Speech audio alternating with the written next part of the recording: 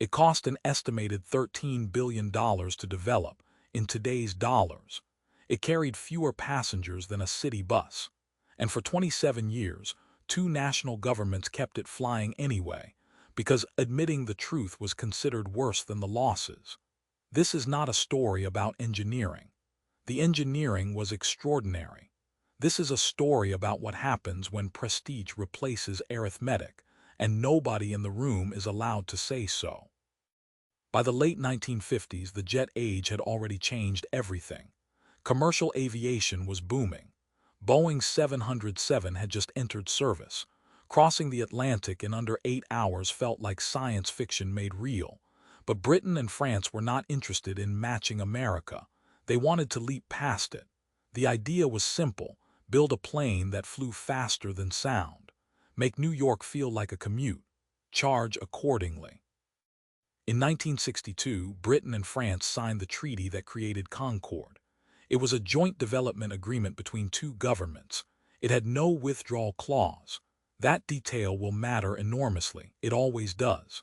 The original cost estimate was £70 million shared equally. By the time the first prototype flew in 1969, costs had already multiplied more than 10 times over. The governments did not pause. They accelerated. Concorde flew at Mach 2.04, roughly 1,350 miles per hour. At cruising altitude, it would reach 60,000 feet, high enough to see the curvature of the Earth. Passengers could cross the Atlantic in 3.5 hours. The technology was, without question, astonishing. But astonishing technology has a price. Concorde burned approximately 25,629 liters of fuel per hour. A Boeing 747 of the same era carried 3 times as many passengers and burned roughly a third as much fuel per seat. The economics were visible from the very beginning. At its launch, 16 airlines had placed options for 74 Concordes. Pan Am, TWA, Japan Airlines, Qantas. The order book looked promising. The brochures looked magnificent. Then reality arrived, as it tends to do. The 1973 oil crisis hit. Fuel costs quadrupled almost overnight. The economics of a plane that burned fuel at Concorde's rate went from challenging to openly absurd. One by one, the airlines canceled their options. All of them. By 1976, when Concorde finally entered commercial service, the only buyers were British Airways and Air France, both state-owned airlines, both effectively ordered to operate the plane by their respective governments. The market had spoken. The governments declined to listen. Only 14 Concordes were ever built for commercial use, at a production cost that made recovery mathematically impossible. Independent analysts estimated that to break even on development costs alone, airlines would have needed to sell several hundred aircraft. They sold 14. To themselves. The United States banned Concorde from flying over its territory due to the sonic boom. This was not a minor inconvenience. It eliminated every potential transcontinental route. Concorde was effectively restricted to transatlantic flights, a thin corridor between a small number of city pairs. British Airways operated the London to New York route. Air France flew Paris to New York. That was largely it. 2 routes. 2 planes each. The most advanced commercial aircraft ever built, serving the same 2 cities for nearly 3 decades. Now here is where the story gets interesting. British Airways, after the British government wrote off the entire development cost and effectively gifted the aircraft to the airline, actually turned a profit on Concorde operations in several years. The plane charged a premium that the market, a very specific slice of it, would bear. A Concorde ticket in the 1990s cost roughly $7,000 return, equivalent to over $13,000 today. The passenger list on any given flight read like a Forbes index.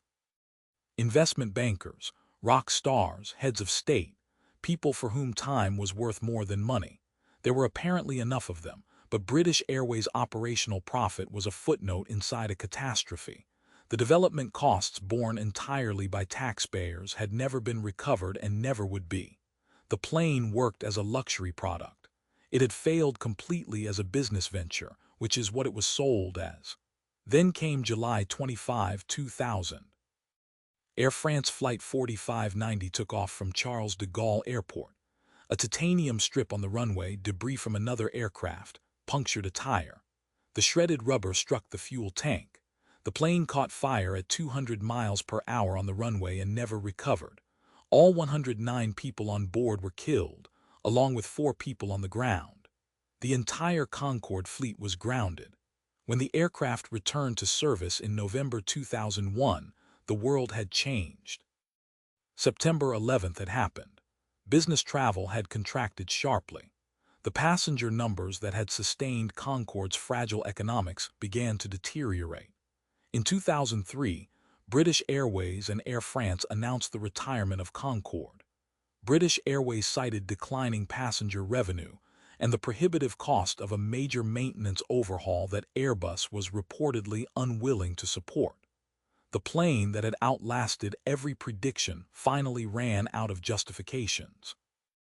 The last commercial Concorde flight landed at London Heathrow on October 24, 2003. The crowds were enormous. The coverage was global. Everyone agreed it was the end of an era. No one mentioned the $13 billion. So what exactly had that $13 billion purchased? A fleet of 14 aircraft, 2 operational routes, a passenger experience that was genuinely unmatched, and roughly 2.5 million passengers carried over 27 years, a number a single busy airport terminal handles in a few weeks. The lesson is not that ambition is dangerous. The lesson is that the structure of the deal determined the outcome before a single rivet was placed. A treaty with no exit clause meant that every warning sign, every canceled order, every fuel crisis, every failed market was processed by governments that could not legally or politically respond to it. When you remove the ability to quit, you do not increase commitment. You increase the damage. Every business that has ever called a failing project too important to stop has rediscovered this at its own expense. Britain and France simply did it with supersonic aircraft and public money, which made the lesson harder to miss and somehow easier to forget. Concorde was retired. The routes were abandoned. The economics that never worked in 1962 still didn't work in 2003. And several aerospace companies are currently developing new supersonic passenger jets. If you'd like to know how that story is likely to end, you now have a reference point. If the business decisions behind history's most famous companies keep you up at night, or just keep you entertained, subscribe. There are more hidden empires where this one came from.